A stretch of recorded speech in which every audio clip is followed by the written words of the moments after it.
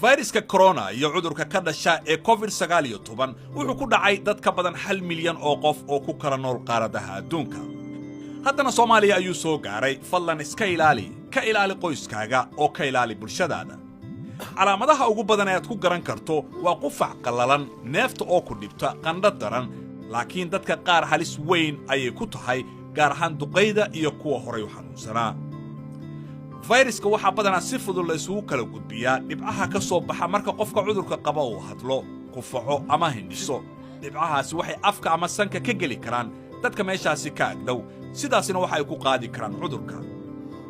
sidoo kale fayraskan wuxuu dul degaa walxaha nagu hareeraysan ee aan nolosha u adeegsanno, kadibna gacmaheennu waxay taabtaan meelahaasi oo ay si fudud uga soo qaadi karaan fayraska. si aanay taa u dhicin, waa inaadan taaban indhahaaga, sankaaga iyo afkaaga ilaa aad gacmahaaga saabuun iyo biyo ku dhaqdo. marka aad qufacaysid ama aad hindhisaysid, afkaaga ku dabool laabatada suxulka ama isticmaal istiraasho, kadibna ku tuur qashinka. sida ugu fiican ee looga hortagi karo faafidda fayraska waa in had iyo jeer aad gacmahaaga si fiican ugu dhaqdid biyo iyo saabuun ugu yaraan 20 ilbiriqsi. ka fogow dadka ugu yaraan 1 mitir ama in ka badan. dadka gacanta ha ku salaamin.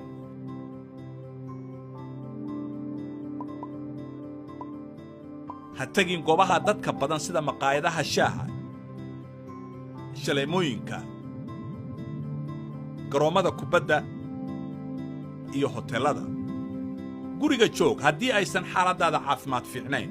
haddii aad ka shakiso inaad la kulanto qof qaba cudurka COVID-19, waa inaad guriga joogtaa muddo 14 maalmood ah. sidoo kale kuwa guriga kugula nool waa inay kula joogaan si aanay fayraska ugu faafin bulshada dhexdeeda.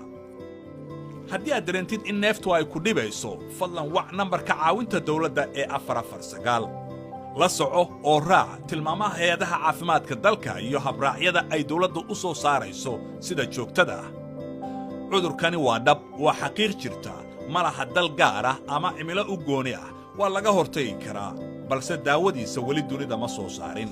si wada jira ayaan uga adkaan karnaa fayraska.